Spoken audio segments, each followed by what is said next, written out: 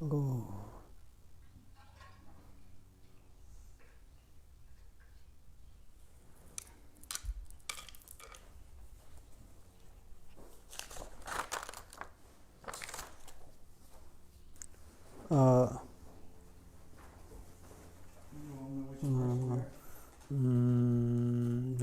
자살로 집에 손으로 균이 그대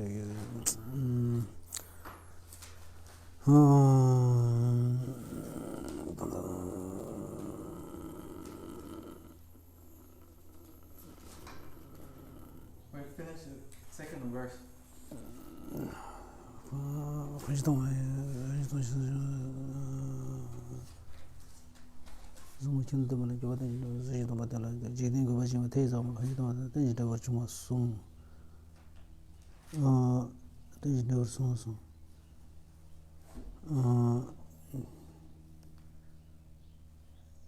대세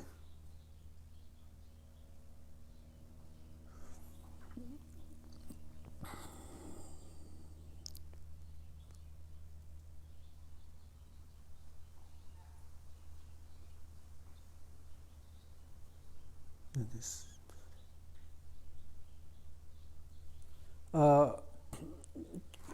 can you check this I think I have in place of dependent origination. Can you check on this no this Online? yeah online For the place of dependent origination different translation? oh yeah I think a little bit I hope that I haven't bought mobile Yeah, I have a different translation.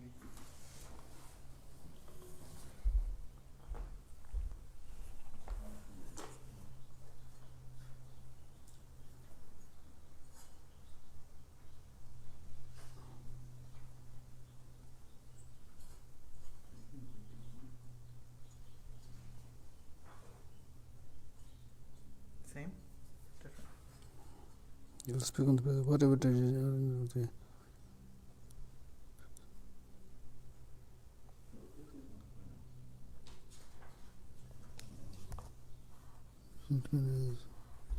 then impression dependence whatever root region are in the world the root of all this ignorance you taught that is so how can intelligent person of dependent origin is the essential point of your teaching do not see as heart of your teaching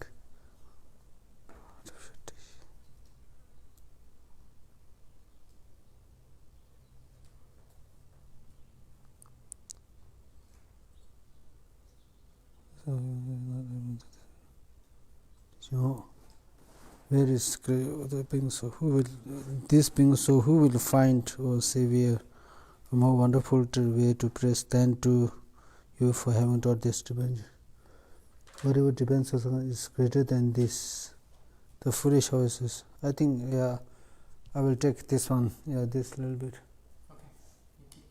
yeah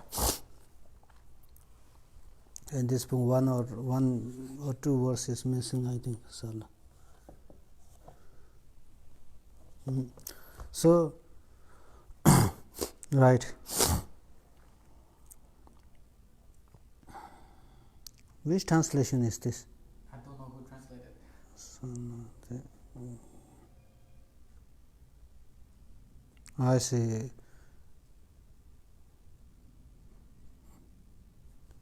I will find the next time I will find the better one better translation and so I think so we come to the verse 3 right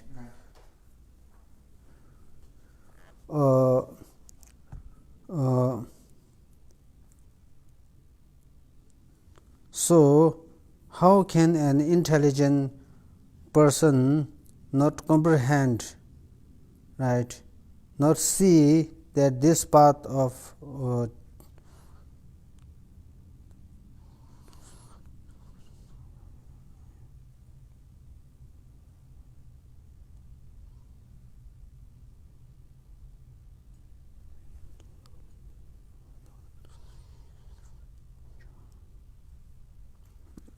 So how can an intelligent person not comprehend that this path of dependent origination is the essential point of your teaching?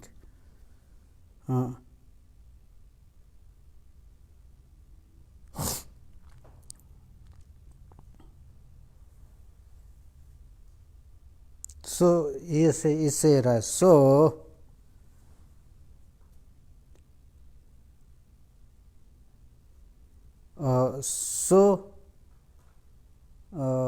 so it makes sense, right? It says so, that so is used. So is why the so is used is it indicates that something is said before, right? What something what is said before? What is said before? Of all the suffering existing in the world, Sarudi is none other than ignorance. Understanding to kill the Sarudi sense is none other than dependent arising.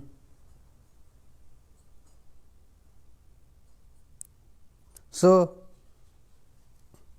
by seeing the dependent origination, ignorance is dispelled. This one, by seeing the dependent arising, ignorance is dispelled. So this kind of statement and all those other statement relating to this point was taught by Buddha again and again. So therefore, having already said all these things, that means so, right? And then you see, not only this, the master Aryadeva, he also states that with seeing the dependent arising,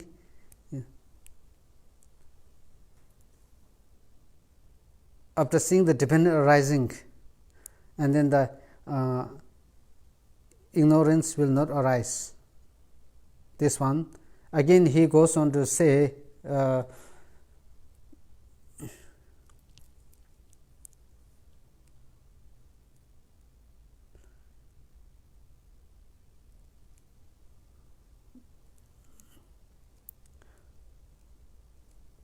after seeing the selflessness in the object, after seeing the selflessness of the object, the root of the samsara is ceased. And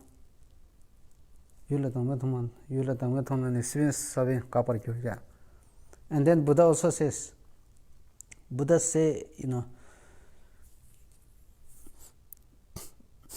because sentient beings do not understand, do not realize, right? They realize the dependent arising or dependent origination. Because of not understanding this, because of the ignorant of the ignorant of the mechanism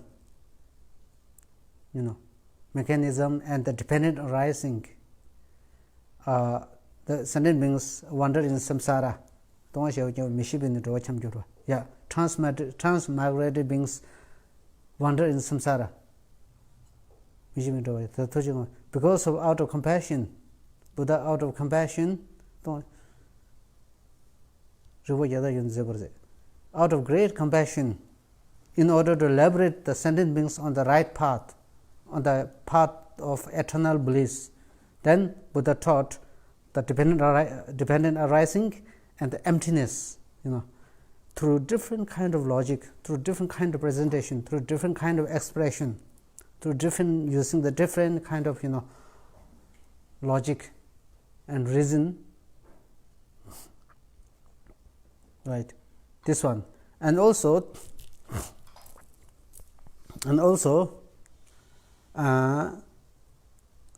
who in one of the sutra Buddha says,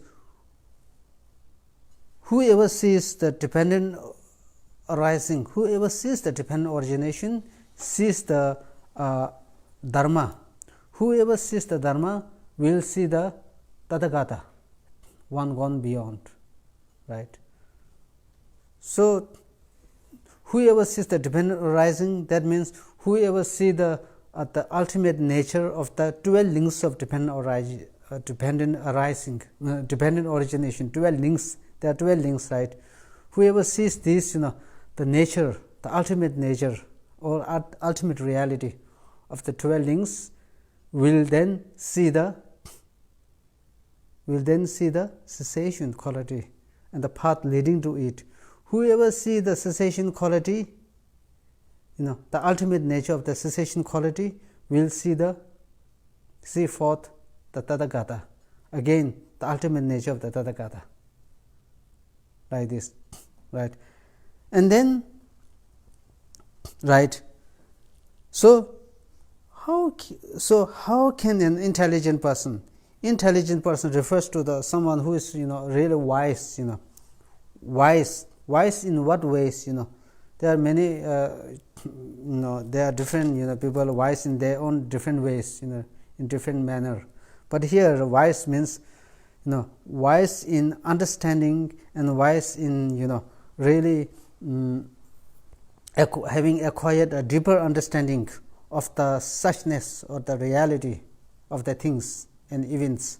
So the person who is well acquired, is well equipped with the understanding of the ultimate reality, right? So this is what is refers to intelligent person or the wise person. So how can an intelligent person not comprehend that this path of dependent origination is the essential point of your teaching? Now, why the teaching on the dependent arising, right? Why the teaching on the dependent arising, after all, is the essential, the heart essence of all the Buddha's teaching.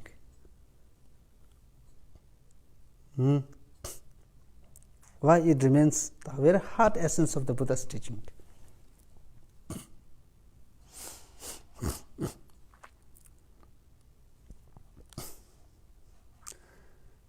When we talk about the Buddha's teaching, there are two kinds of Buddha's teaching. One is at the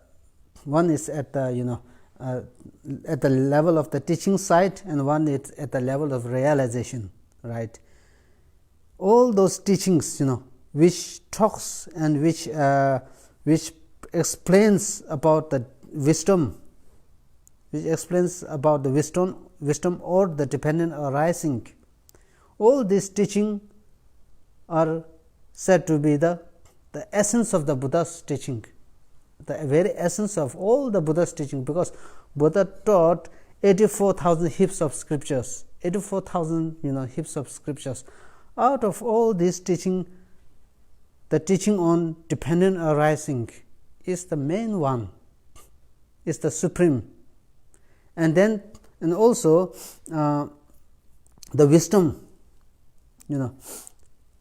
After going through the process of studying, we gain the wisdom. That wisdom is further enriched through contemplation and reflection. So that wisdom is then transformed into the wisdom of the reflection, contemplation. Now that wisdom is further strengthened through the process of reflection, through the first hearing, and then through the process of reflection, and then thirdly through the process of meditation. Then a wisdom is born. So that wisdom is now the supreme of all the wisdom. Supreme of all the wisdom. Right. So all the teachings which deals with emptiness and all the wisdom which realizes the ultimate nature of reality, these two remains the very core teachings, the essential teachings of the Buddha. Right? Why? Right. Therefore, Master Shantideva say, Yala Teda Thamjine Tube Sherap Tendosung. What Master Shantideva say is, Buddha taught all the method aspects of the path. Buddha taught Vabhishiga school, right? Buddha taught the view of the Vabhishiga, Buddha taught the view of the Sotarandika, Buddha taught mind only school, the thought, and then Buddha taught autonomous Madhyamika. But what is the purpose? Not only that, Buddha taught all the method aspects of the path. Method aspects of the path. Now, what is the very purpose of all this teaching, right? What is the the ultimate goal, ultimate purpose of all giving all these teachings? Buddha's ultimate purpose for giving all these 84,000 and all the method aspects of the path, all the different kinds of the views, is mainly to make the followers destroy the root of the ignorance, the seed of the ignorance, the imprint of the ignorance. Then what? If we destroy, if we eradicate the root of the ignorance, the seed of the ignorance, right? The imprints, the tendency of the ignorance. Then what? Then we are finally in a state of the most blissful experience. So, in order to, because Buddha himself actualized that out of his great compassion, motivated out of great compassion, he wished us to, he wished the sentient beings and his followers to realize the same experience that he gained. So, therefore, because Buddha's employing the different methods of teaching, for example, like some impermanent, some the suffering, right, and then some 6 perfections, all these are just meant to realize, perceive the ultimate nature of reality, to remove all the limitations, the stains, the tendencies. So, this is the very main purpose for the taught 84,000 scriptures. So, therefore, this teaching on dependent origination, dependent arising remains the heart of the Buddha's teaching. It says,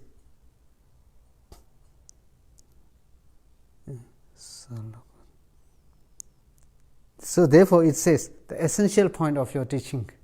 So, this is the essential, essential point of the teaching, right? Now, right, Buddha taught different ways, presenting the different ways. But then, finally,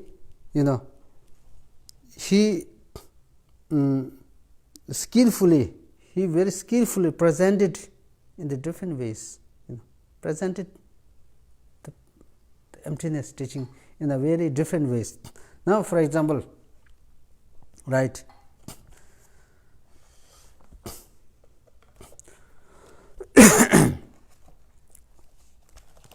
here this book is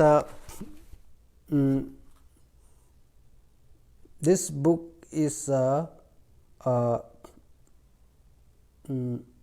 this is a book which comes through the accumulation and the gathering of many causes and factors, right.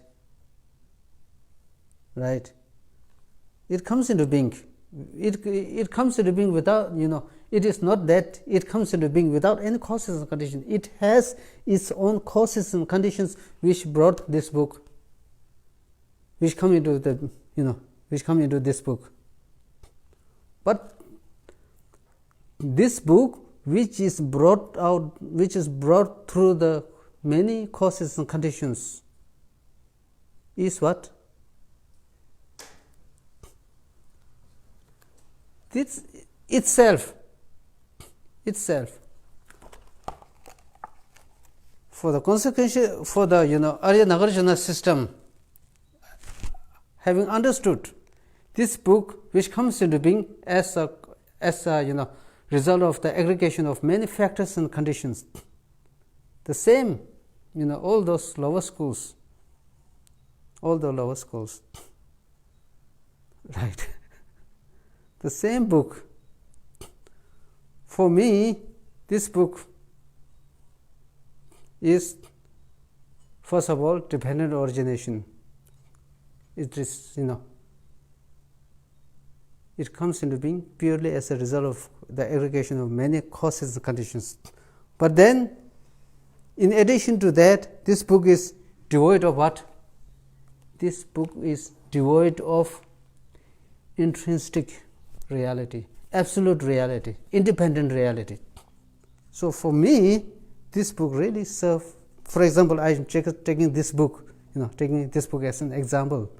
This book really, by understanding the dependent origination of this book in more subtle way, the dependent origination as taught by in the Nagarjuna's system, wonderful system, it helps me calm one's mind.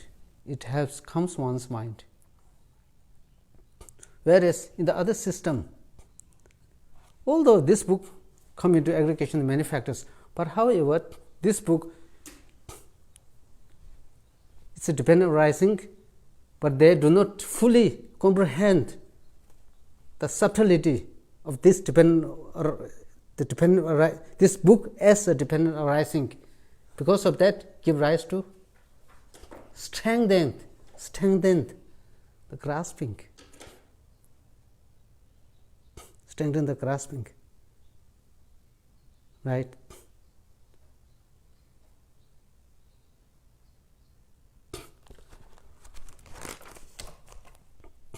The same book, now for example, we need to understand that, this book, we already know, comes into being as a causes, as an aggregation of many causes, as an aggregation of the many causes and conditions. So the devoid of this book, it is a what? It is a devoid of independent existent book. This book is a devoid of independent existence book. Number one. This book, devoid of independent existence book, is a relative truth. Right? This book, the devoid of true existent book, the devoid of true existent this book is relative truth. Right? This book, being devoid of true existence, is a ultimate truth. Right? Right? Oh, now we check. In many, at the level of the ultimate reality, at the level of the conventional reality, how it gives rise to, by not understanding the mechanism of the dependent arising of this book, how it gives rise to, how it strengthened, it gives rise to grasping. Grasping is right. Now, in many of our classes, I discuss this same issue. Now we use all this logic. We need to bring all this together. Together, try to make it relate. Otherwise, one we leave it here, another we leave it, another there. Then not able to connect, make it relevant. All this together, our knowledge is scattered something. Right? Not like this. Try to put together all these things. Right? Right?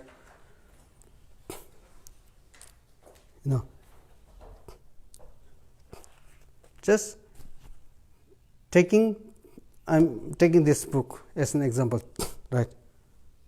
For example, maybe right now this is not good quality book, but if you make this, golden color book, gold, some nice, make this.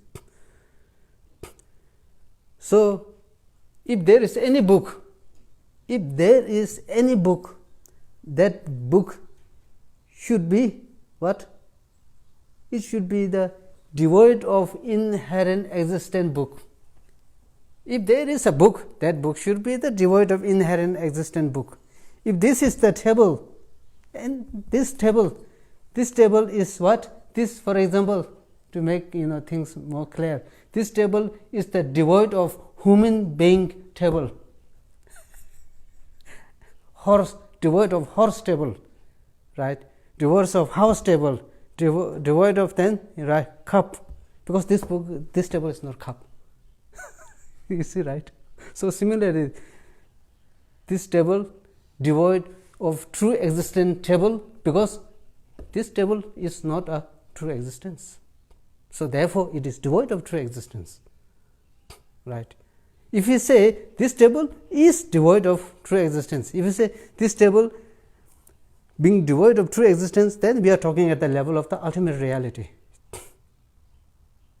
If you talk at the level of the the relative truth or conventional truth, then we could say the devoid of true existent table, devoid of true existent book, prayer book, right? Devoid of true existent prayer book. So now what happens is, we do believe that devoid of true existent book is a true existence. Absolute. Devoid of true existent book is a absolute. It is a independent. It is a concrete reality. It is something that you can really hold on.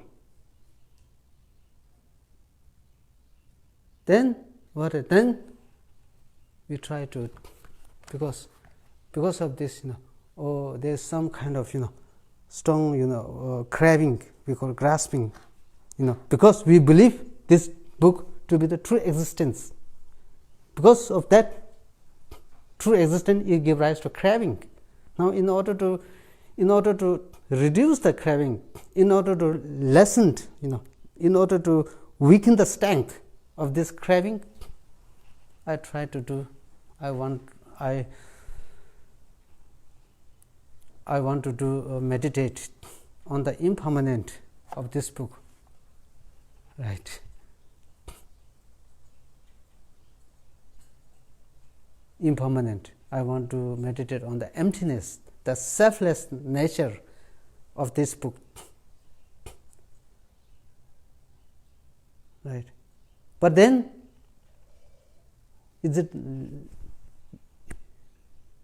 will it lessen? Will it lessen? Huh? Can we reduce?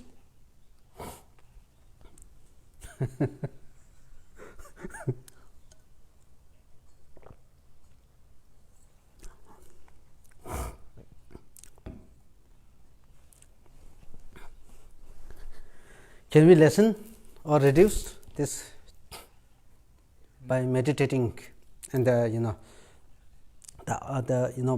meditating on the ultimate nature of this book? Yes, we meditate on the nature of the book. Huh? Yes. Oh, this meditation on the ultimate nature of the reality, right? Mm-hmm. By meditating on the ultimate nature of the reality of this book, we reduced the a kind of the grasping, or the permanent thinking. Right. So seeing the nature of the reality of the book is devoid inherent existence, which means there's no permanent nature of it. Right? That will be an antidote to the mind that holding the book as inherent existence.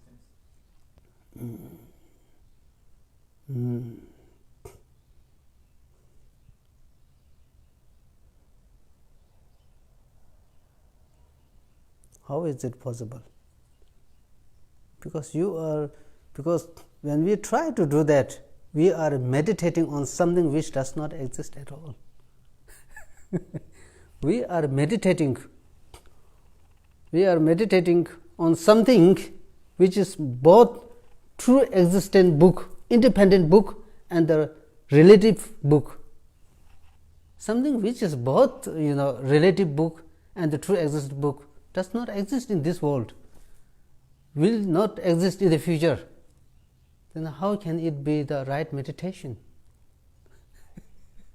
Because I already told you, right, this book, although devoid of independent book, this book is devoid of absolute book. So this book is devoid. In spite of this book being devoid of intrinsic reality, absolute reality, concrete reality, existence, I develop, right? I come to believe that this book is true existence. My mind is directed, devoid of true existent book to be the true existent book. Because of this, right, true existent book. So there is a grasping involved, right? When the grasping is generated, arises in our mind, it gives rise to, it produced or it induced the craving. So therefore, I say, in order to lessen that craving, in order to weaken the sting of that craving, we are supposed to do the meditation on emptiness. But that meditation on emptiness does not work, because this is not right the way of doing meditation on the reality, ultimate reality of this book, in order to reduce.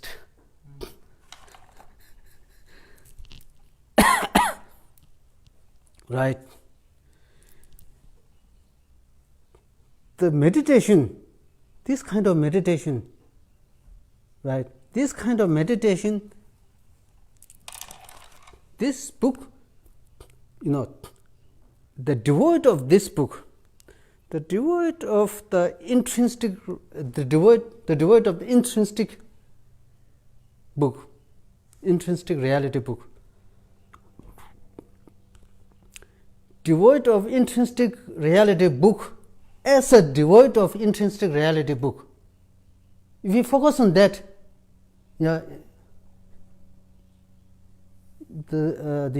this meditation will never ever work in dispelling the grasping and the craving, believing this devoid of independent book, the grasping which is produced by what? The grasping which is produced by devoid of this book, devoid of intrinsic this book as a true existence book. Got it? This is very, very important to understand. If we really understand this, you can dispel a lot of doubt, in many doubt. So this is a unique presentation. Also Buddha Maitreya's, under the beautiful logic, we also try to do this, right? Take a small example, right? If you don't understand, I will make the things, simple. I use this, Now you can apply all this to many things, right? We in the cathedral temple, in the chanting temple, right? In the shrine room, the images, Buddha images, right? Buddha images. Buddha images, we right, for example, we go for refuge, all this, right? From the depth of your heart, from our heart, from the very depth of our heart, we pay a refuge, go for refuge, So, if we believe the Buddha image to be the true existence Buddha image. Just see this. If you believe Buddha's image, the icons to be the true existence icon, right? Based on that, believing Buddha's icons to be the true existence icon, we develop faith, right? Sometimes we develop faith. There is no question. We develop faith. But that faith is really pure or not? No. Oh, why? Because it's based on wrong conception. Right. Right. Now you see this faith. This faith in this not a pure faith. It's not how to say. It's not something the pure which can keep on progress, increase its strength. No, it won't do, because this faith in some way act as an antidote. This faith act as now what kind of in what distortion does it act as an antidote? Is now Buddha's faith. Again believing Buddha to be true existence, and based on that, there are sometimes we develop unfaith, right? Unfaith. Oh, Buddha is true existence. You don't have to say from within your depth of your mind, we believe that way. Oh, Buddha is true existence, right? Based on that, and then we believe Buddha is a true existence, and based on that, we also it is possible that we develop unfaith. Now, earlier this faith now act as an antidote to that faith, unfaith. Buddha, devoid of true existent Buddha, by seeing devoid of true existent Buddha as a devoid of true existent Buddha.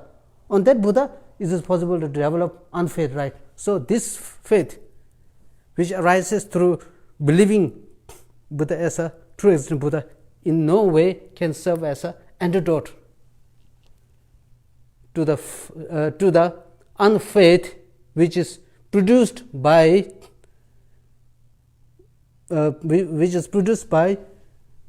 devoid of intrinsic Buddha as an intrinsic Buddha.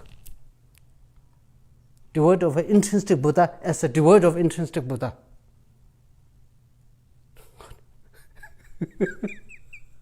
Huh?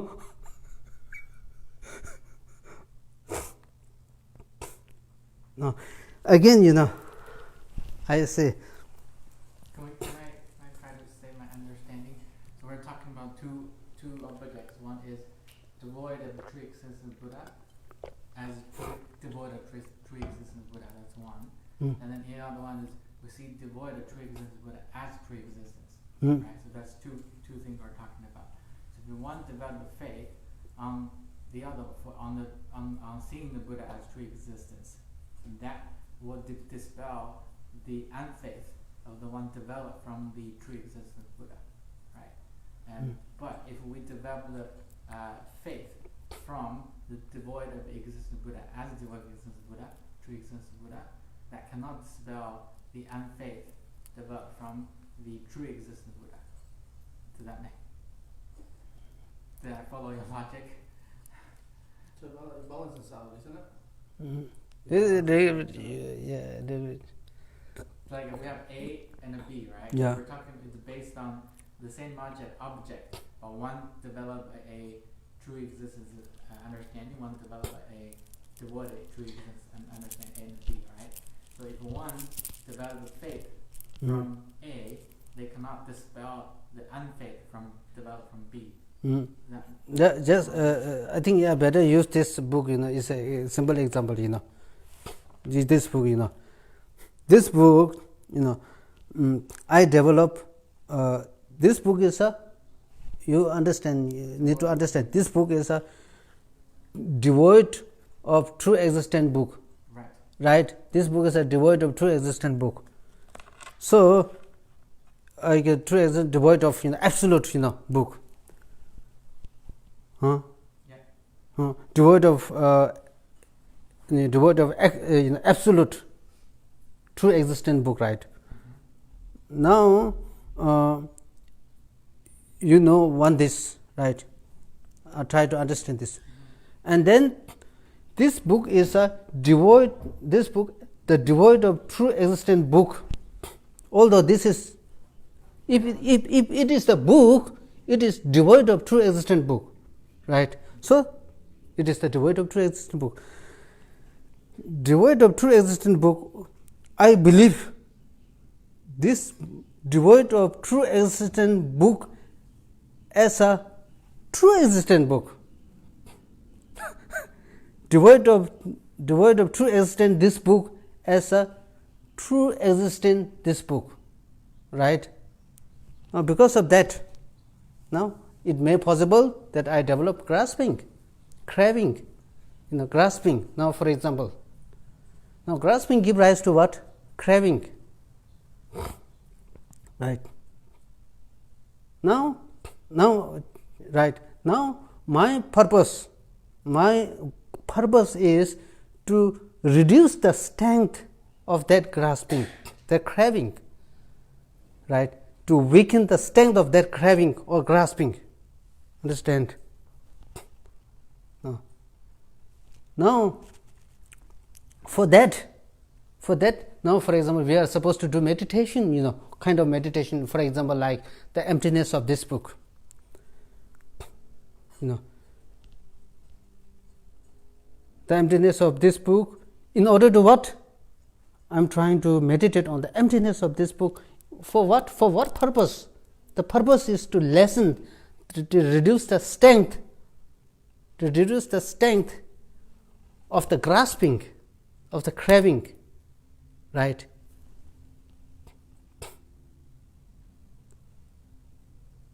Right. Yeah. So and then when I try to meditate on the emptiness of this book, again the way I try to do meditate is, now for example again you see I am trying to devoid of this book, devoid of the intrinsic nature of this book, as a true existent this book, and then try to meditate on the emptiness of what? Emptiness of the true existent book, which is in reality devoid of true existence,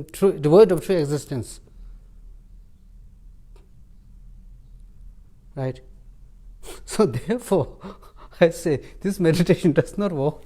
It's not the right way of doing meditation on emptiness. Then what is the right way?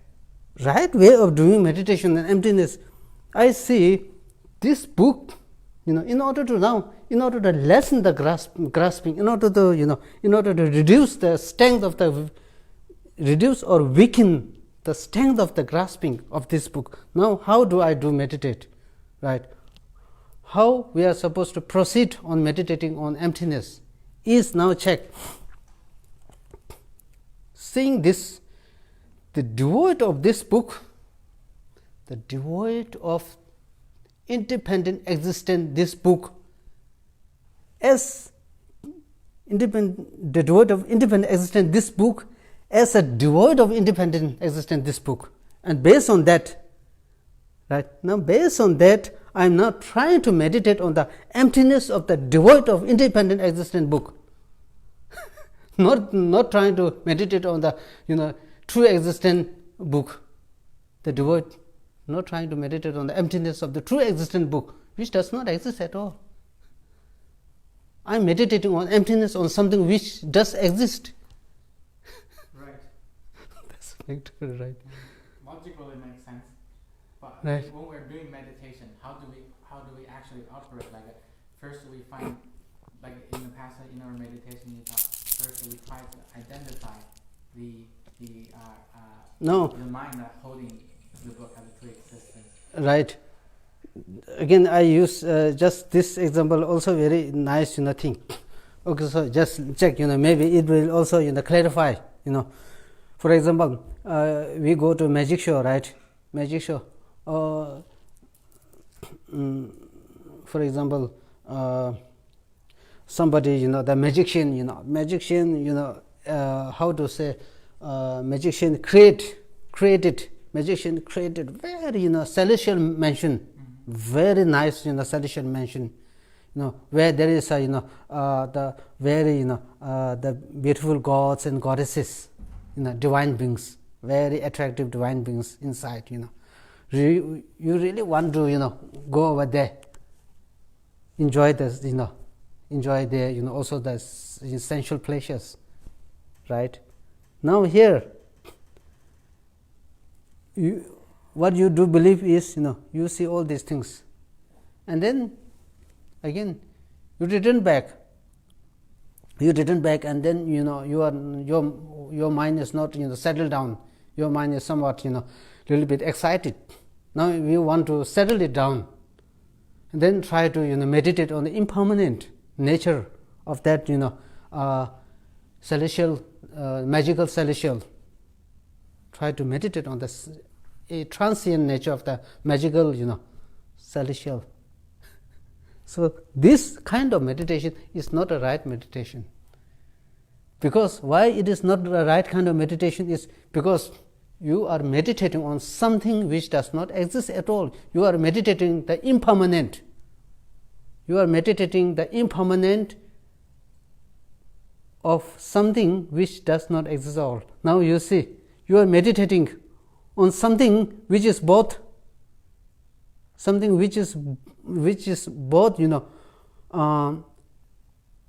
celestial, right?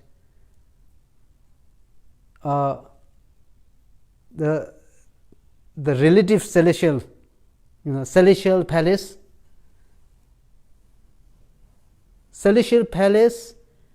and right, celestial palace, and then the real palace, and the real palace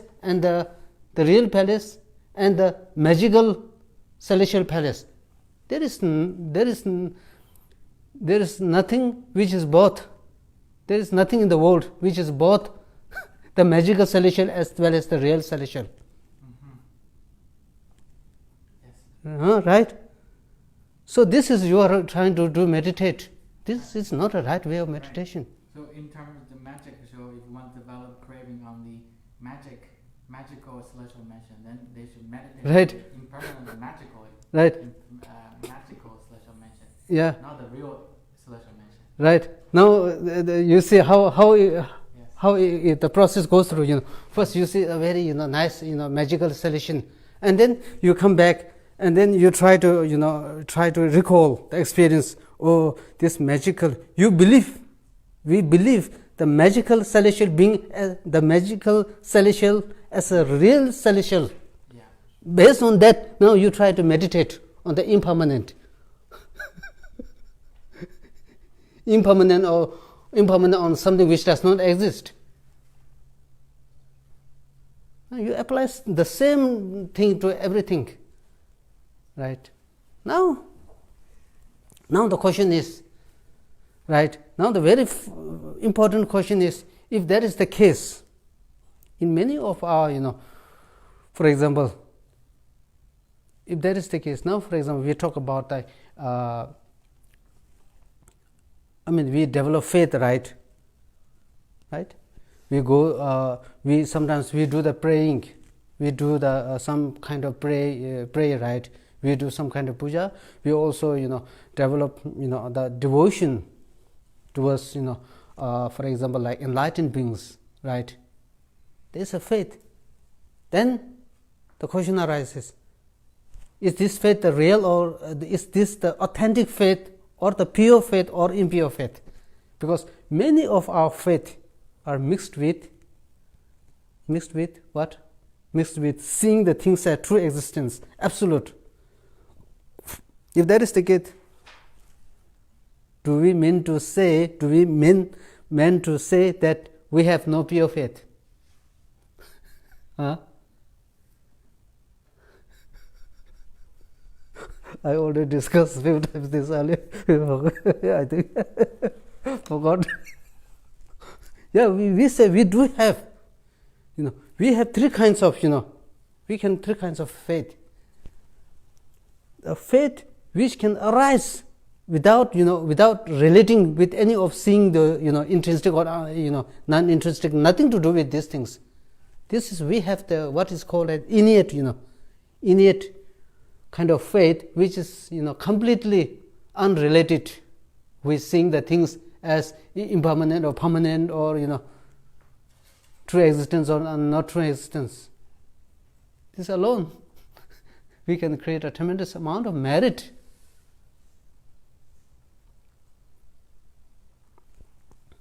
Right? And then we have a kind of faith, then again, slightly mixed, relating to the, seeing the permanent, impermanent, or, true existence or non-true existence. And then there is another faith that is, for us, cannot develop. Only those who having the direct having the insight into the ultimate nature of reality, right? Because all this, faith produced by the perceiving or completely, perceiving into the insight reality. So there are three kinds of faith can arise. For many of us, we can either, faith, which has nothing to do with these things, negation. What is to be negated? It has nothing to do with the grasping or, kind of craving, nothing to do. But then also we then another faith which has something to do with this, grasping, right, like this. So once we understand all this, then we apply all these things to our, Can I clarify something? I think I understand the point that you're making and the examples. I just want to clarify when we're meditating. The example, when we're meditating, first we develop the true existence feelings on the book, right? And if we meditate on the true existence book as an inherent existence, that doesn't make sense. And logically, it doesn't make sense. So, but first we identify this true existence mind, and then we meditate on the base, on this book, the not devoid inherent existence book, seeing the emptiness, right? And we get convinced, conviction that this book is devoid inherent existence. And then this conviction will dispel the true existence belief and then in our mind, right? And that's what works as an antidote. Again, I add little bit think, I add little, slight things. Usually, the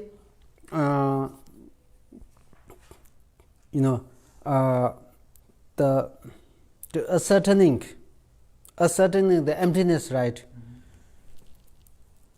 If we were given the choice, what do we prefer? What do we prefer? Trying to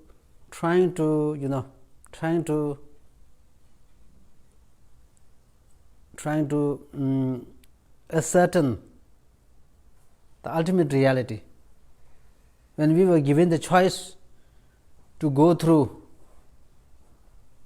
which one we try to establish, right? Ascertain the reality. Are we going to do the outside or inside? The inside. Why? Why we are going to first go through inside rather than trying to explore the external things? Why do we? It is necessary to explore inside first. Why? Right now we are talking about all these things, right? These are external, right? So we first develop a grasping of self, and then we develop a grasping of others. So we first develop the sense of self, and then we develop a sense of mind.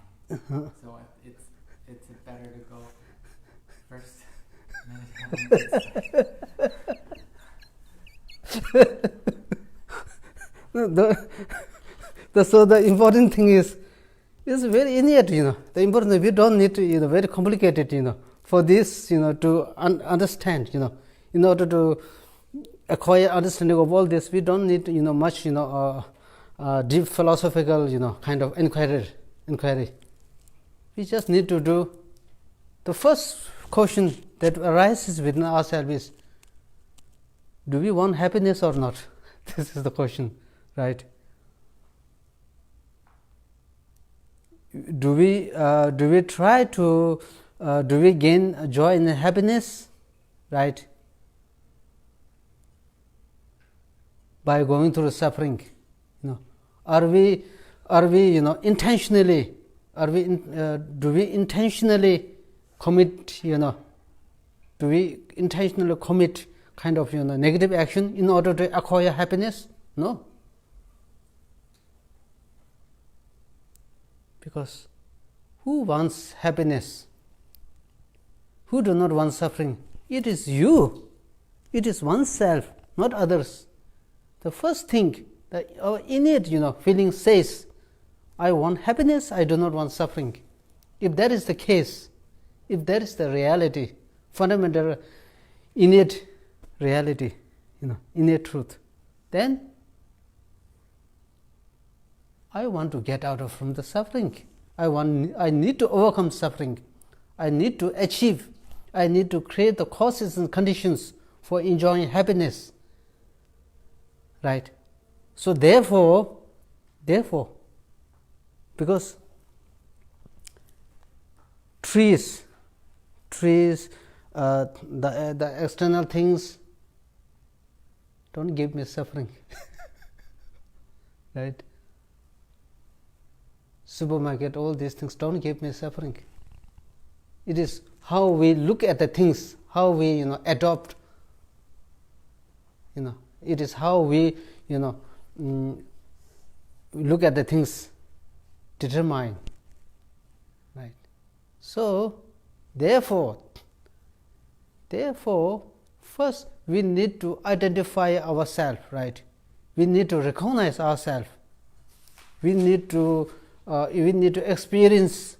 We need to experience nakedness nature. What is the nakedness nature? Right? We need to explore ourselves. We need to open our treasure, infinite treasure, which lies within ourselves. Right? So what is that? Ascertaining the reality, emptiness. See oneself as devoid of emptiness, or as devoid of true existence. Seeing oneself in the nature of the ultimate reality. So that's it. Then this is what we call as emptiness of the self, selflessness of oneself, emptiness of oneself. When we try to prove, when we try to see the ultimate nature, reality of external things, right, other than oneself, that is called the emptiness of the phenomena. Emptiness of phenomena, emptiness of oneself. Right. Now we realize, once we realize emptiness, right, now what happened? Once we realize emptiness,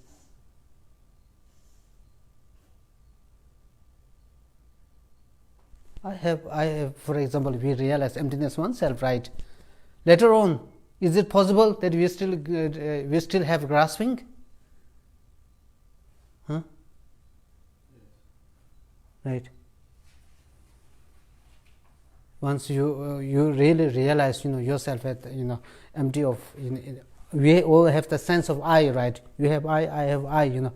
We perceive the reality of that self, ultimate reality of that self. Now, are we done? Are we done? Right. So if we have already understood or ascertain the ultimate reality of oneself, still is it possible? It is possible to, to arise within ourselves, the grasping at other phenomena, the grasping at the trees, the grasping at the, something that we like. Huh? Right? Huh? If that is the case, then what is the purpose of ascertaining yourself as emptiness? Yeah. Huh? Right. What is the purpose? No, I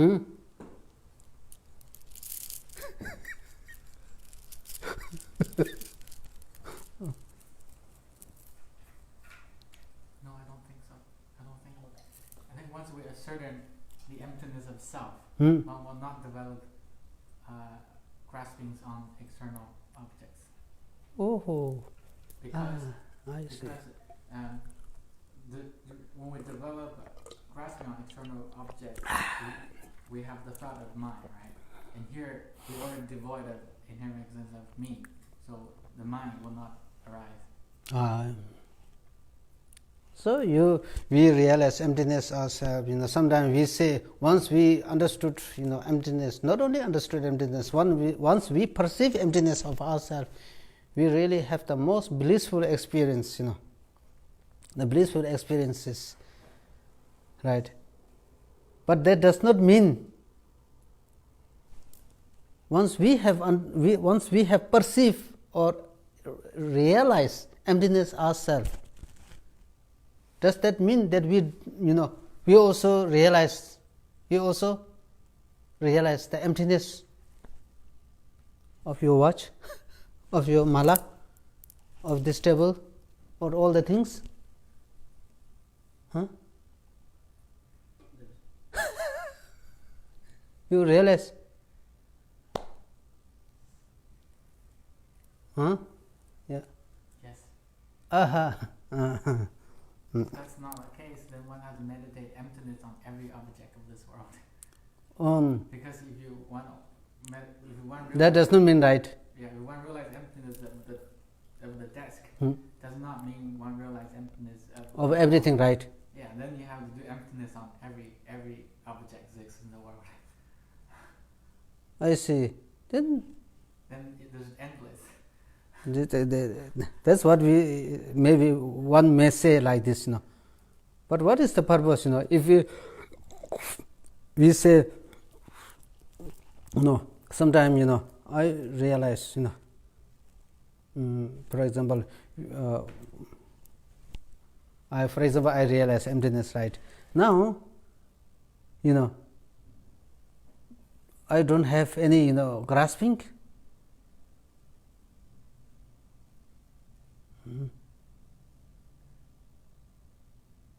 Right. I don't have any grasping. You can say, don't have any grasping. I have grasping at my body and my clothes. Even I may have a very good very something very attractive things like celestial mansion. Right? You do have. I say no. Huh? I say no.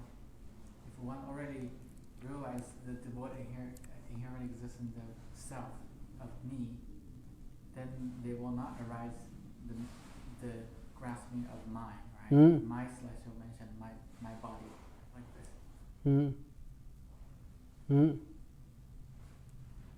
Why we are not able to develop any kind of graspings once we understood the emptiness of ourselves? Why?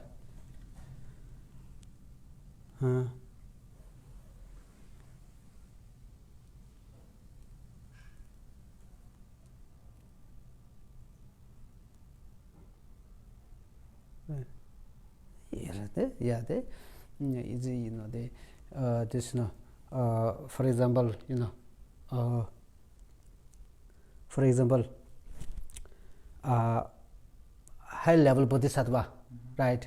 Now, for example, the bodhisattva on the preparation, Mahayana preparation, it is possible that they also, it is also possible that they do, how to say, they do get angry or kind of angry towards the lower, strength bodhisattva.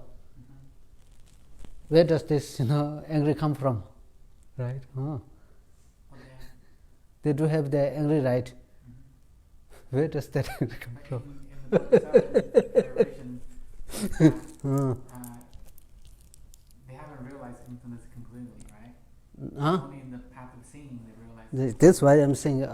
What I'm saying is, those bodhisattvas on the path of preparation, they do realize emptiness, but still it is possible that they develop or arise the state of develop angry towards the less strength bodhisattva. So they do have kind of the emotion, negative emotion, anger. Where does that anger come from, right? Anger come from grasping. Anger is directed towards particular person, because anger need independent target. Hatred and anger, all these things, right, need independent target. So this anger possible to arise from, induced by grasping. Right?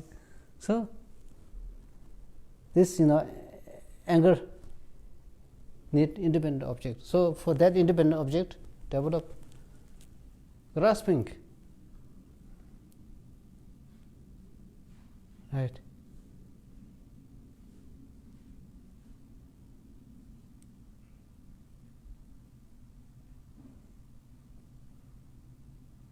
Then the person has not realized the emptiness of the enemy.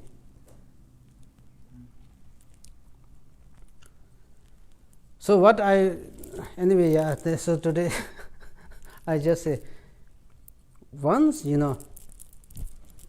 is that once we realize the emptiness of ourselves, once we ascertain the emptiness of ourselves,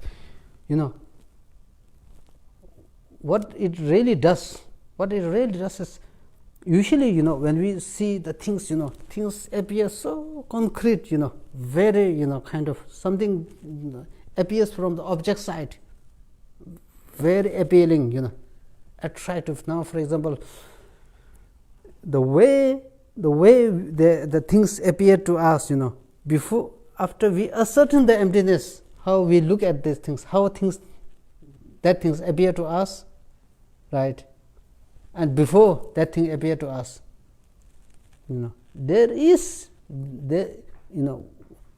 before we before we ascertain emptiness, there's a tremendous amount of the how to say, projecting the way the things appear to us. There's a very, how to say, the sense of solidness is very strong. The independent appearance is very strong.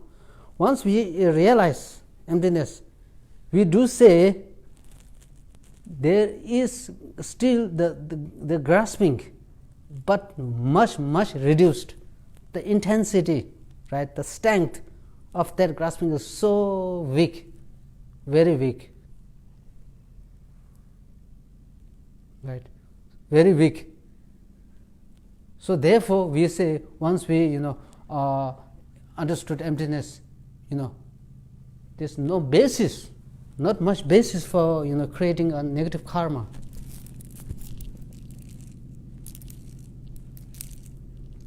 Right? And also this, once we understood emptiness, ultimate reality, then we don't have,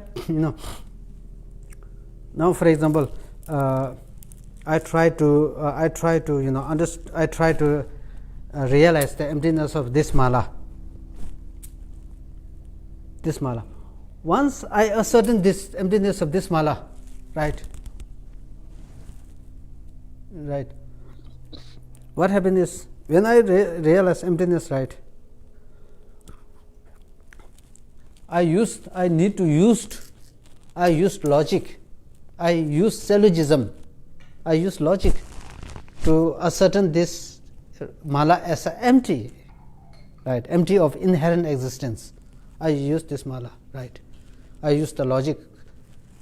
Now, when I need to ascertain the emptiness, any phenomena, oh, I need to really try to think about the emptiness of this, emptiness of this and that thing, that you have little grasping, right? Once the mere we shift the logic, we shift the kind of logic and reason, right? We use the logic and reason, a particular logic and reason to this mala to ascertain the emptiness. The same logic we bring to any phenomena. The same logic we apply this. Your doubt is dispelled instantly. Once doubt, the doubt regarding the absolute, seeing the absoluteness, seeing the independentness, is instantly dissolved or dispelled. And then in the second moment we generate perceiving or ascertaining the emptiness of that thing. So the only thing is you apply the same logic to any logic, right? So in a way, it's like we already discussed that dependent arising.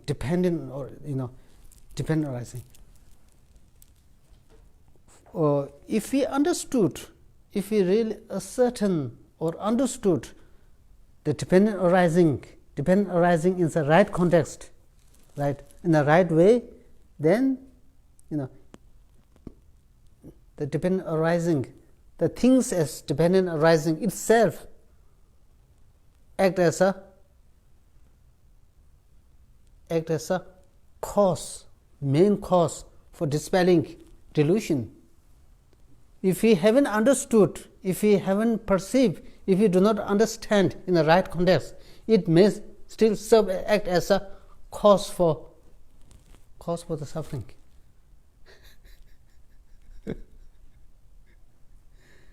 Because this I already used, right? Arya Nagarjuna's beautiful system says this book is devoid of independent book. Devoid of independent, this book is mere designation. It is designated on the collection, on the aggregation of the many parts of this book. The mere book is designated by a conceptual thought. The thought, labeling thought, we call designated thought. This thought designated book upon what? Designated book in dependence upon the basis of designation, the basis of labeling. There are some basis of labeling of this book, the color, the size, all the material, right? Now, so there's a very less danger in the Nagarjuna's philosophical, beautiful and marvelous, system. There's a very, by understanding all these things, there's a very, almost freed from developing any kind of, the grasping, the craving. Whereas then lower schools, yes, this book is devoid of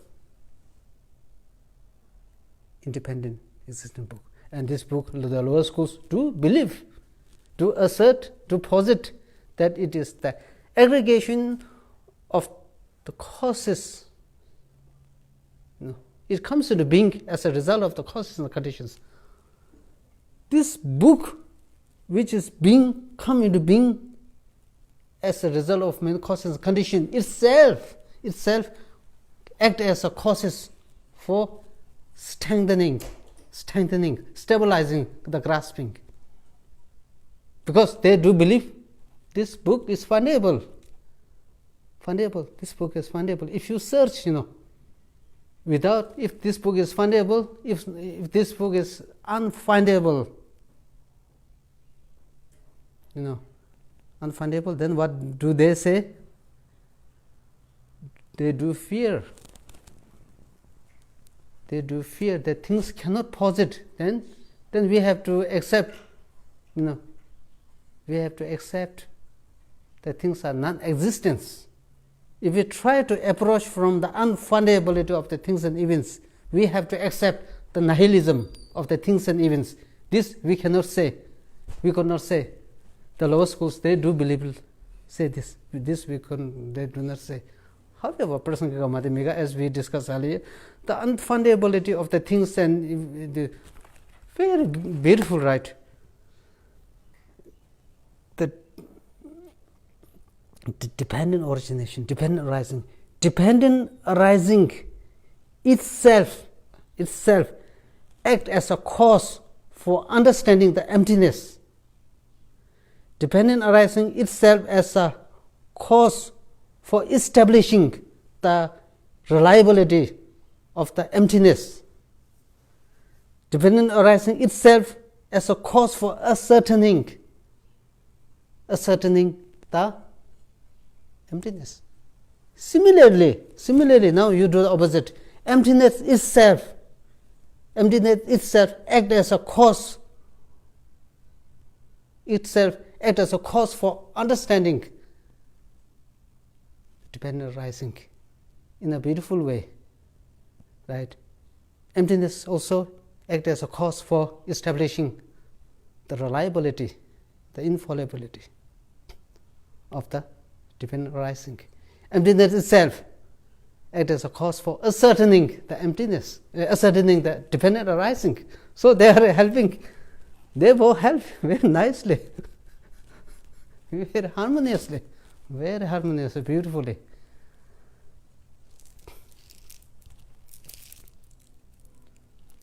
Like, and then one of the most, therefore dependent arising is really praised as the supreme, as the most supreme, Whoever hears this, whoever understood in a right way, really, dispel the fever of suffering, dispel the fever of, how to say, restlessness of the mind. One really able to maintain the calmness of the mind. Having understood this, because it is freed from all the complications, free from all the complexities, right?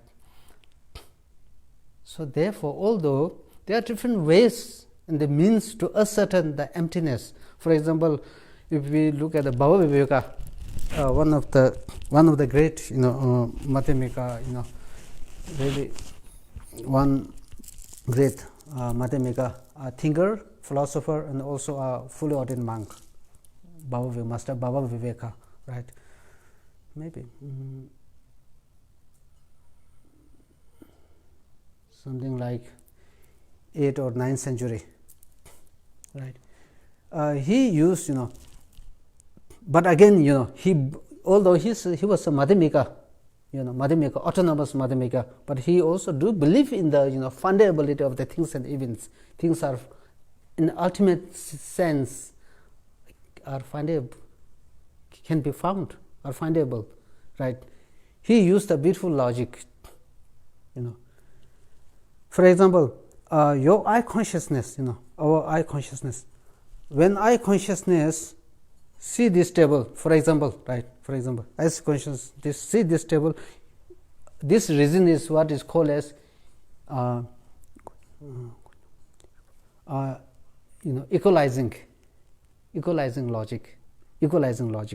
That means this our eye consciousness, when see this table, if this eye consciousness see this true existent table, then that means your eye consciousness don't have to depend on the, because when our eye consciousness come into contact with the object because of the immediate factor, external factor, and then the sense power. So they three conditions give rise to our sensorial perceptions. All the sensorial perceptions comes into being because of the three factors: external factors, immediate factors, right, and then the sense power, the faculty, sense or we don't call sense or sense organ. There is a one called sense power. With all these things, consciousness arises. However, if the eye consciousness perceive the independent table, then no need this. In order to arise eye consciousness, you don't have to depend on causes and conditions. If that is the case, then eye consciousness can also hear the music. Baba Vega used this logic, beautiful logic. Right? Eye consciousness hear the music or not? No. It is the ear consciousness which hear the music. It is the function of the eye consciousness just seeing the object, external objects. Seeing is the function of the eye consciousness. Hearing is the function of the ear consciousness. So, if things are externally true existent, everything get mixed, right? Then hearing, ear consciousness can also hear, also can taste, smell. So this beautiful logic is what Baba Viveka used. Whereas the master Shanti Rakshita and Haribhadra, these great masters, also autonomous Madhyamika, they also used the reason of the the reason of the how to say the devoid of the intrinsic plurality and intrinsic singularity, right? So these are what they used, the autonomous Madhyamika used. In the Arya Nagarjuna system,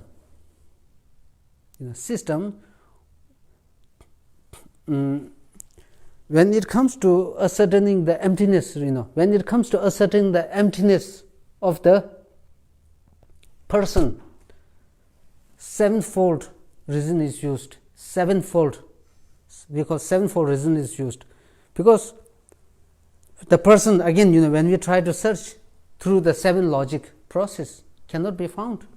But that does not mean it does not exist, because we say the person, we all have the sense of I. The person is devoid of intrinsic reality because it is unfindable through the seven reason. Again, unfindable of the seven reason is finally lies in the dependent arising. The person is devoid of the person, when we try to find through the seven logical approach, cannot be found because it is dependent arising. So again, dependent arising is being used.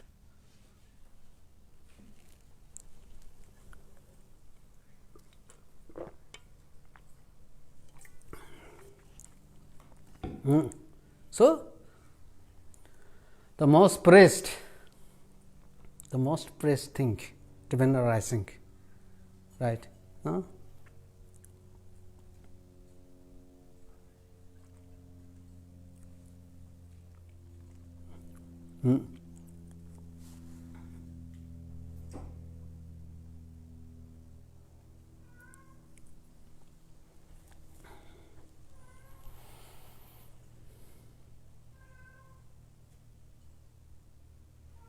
And it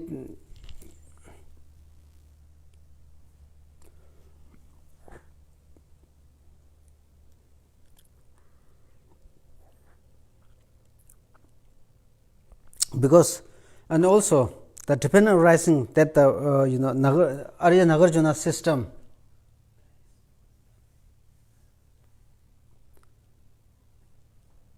the dependent arising as taught in the Arya Nagarjuna system. This is what is not realized. This is what not realized by lower schools. Right, this is not what is realized by lower schools, because this is the uniqueness of the Arya Nagarjuna system. They do believe, if we try to believe the gross dependent arising, we just depend on the causes and effect, the causes and conditions. These are what do believed by all the schools. When you go little higher, which is then basis on the wholeness and the partness, the parts and the wholes. Part and the wholes is again little subtler, which is then posited by autonomous Madhyamika like Bhava Viveka and all this. They do believe this. Right. Prasangika Madhyamika, they also say, yeah, this is all dependent, on the person. Then when you then reach to the Nagarjuna, which is the most, beautiful, which is the most, praiseworthy, then they say, things are mere conceptual labeling.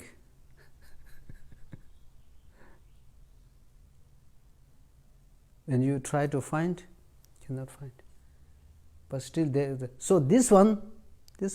So therefore, this alone, this very beautiful. This alone can become a real, act as a real cause for deepening your understanding in the ultimate nature of reality, emptiness.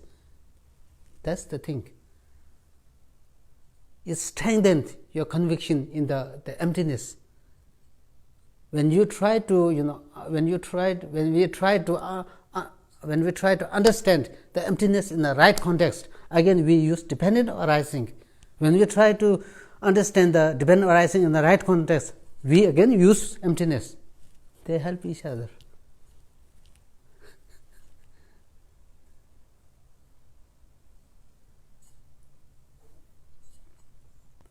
Right. So therefore, these are really marvelous, teachings. That's why His Holiness, make the praise for 17 great Narendra masters, intellectual. We call intellectual giants. If we bring them to the academic level, we can call them professors, right? Not ordinary professor. Brilliant professors. Someone who practice as what he taught. So that is qualified and really, brilliant. Practicing what has been, born into their mind, the realizations. So I'm thinking of saying something, I forgot, So anyway, so how can I already read like this, right? So then, this being so, who will find, O Savior, a more beautiful, wonderful way to praise you than to praise you for having taught this origination through dependence? So, Jezongaba is saying, because you are the Savior, right? In the great master, the Dignak and the master, Dharmakiti, they try to prove, Buddha, you are Savior. You are a reliable teacher. In what ways you are a reliable teacher is because you are reliable in a sense that you taught the method, the ways to get rid of. You taught the method to get rid of the suffering for the followers, for the beings. This alone will make you the protector, Savior, because you taught the very, all the method for how to get rid of our suffering. Because Buddha came into this world to dispel the suffering, to show the method to how to dispel the suffering that we don't want, right? Like this. And then he said, because you become the Savior, right? because you become the savior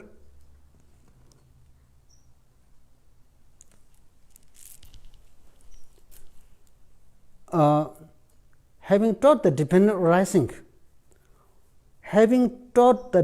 arising, that alone you are the savior, because in a short, you are savior because you taught the dependent arising. You taught the method to dispel the suffering. That alone you are savior. Beautifully says. Because Tsongkhapa is not saluting the Buddha because you have clairvoyance, because you have all the kind of the realizations, because you taught this and that. Principally, mainly you taught dependent arising, which is pure method for dispelling suffering, that alone. Because Buddha's ultimate purpose is to lead us to the eternal joy and bliss. So this can be achieved through dispelling suffering. And the method for dispelling suffering is what you taught. Right? A more wonderful way to praise you.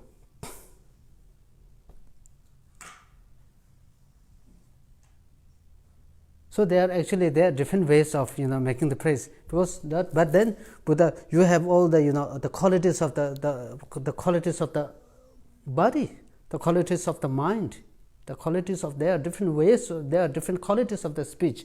Among the different qualities, from the perspective of the qualities of the mind, Tsongkhapa is not praising.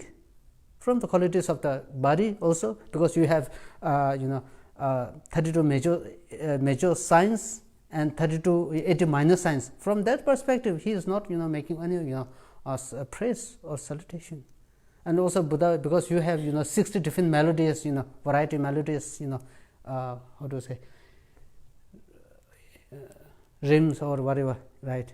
Melody, sound. From that perspective, Buddha is not paying, because you alone has taught the method to dispel the suffering, which is our lasting hope.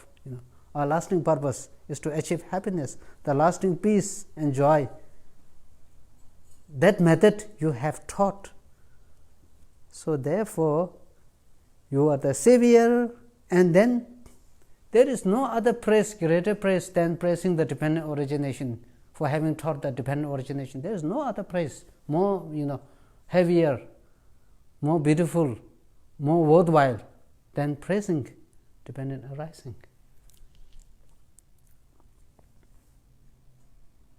This alone, by praising in that way alone, is what really makes the praise meaningful,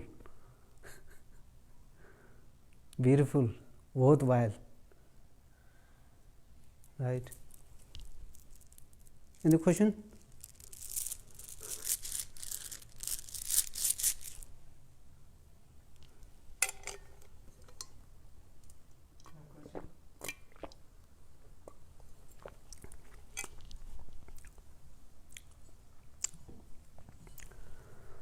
Yeah, try to think this way. Many of our distortions go away.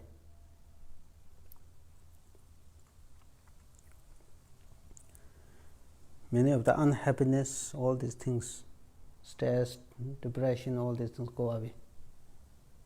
Need more thinking.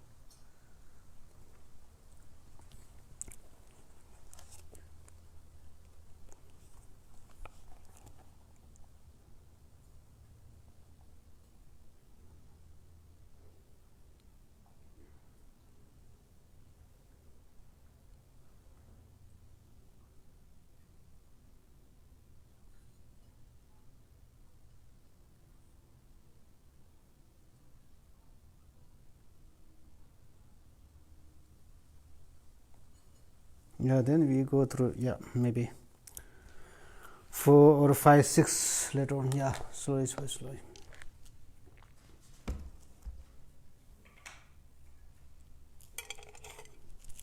Okay.